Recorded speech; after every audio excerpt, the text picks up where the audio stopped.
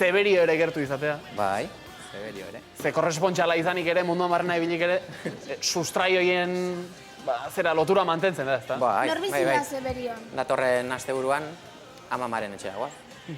Zure amama Zeberion bizi da? Bai, Bilbo eta Zeberio artean. Zer gauza polita, familia. Larogeita mazortzi. Maria etxe inguruan da bilera. Zenbat urte ditu? Larogeita mazortzi egin ditu. 88 urte Zeberion bizi dena. Ze musu babi altzea, nola izena du? Bueno, Vicenta. Vicenta! Txotxotxotxotxoin. bidali dezala berak aurrena beste, eta gero. Xabiertxu, zelan zabiz ba, ondo ez da? Bai, handeko zuzumeak etxean, baukien otxagon badaukie, bai, beti dauz preocupote aitegaz dauz, bai.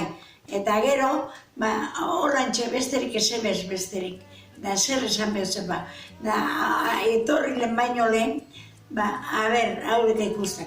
Oso handi bet eta geroan.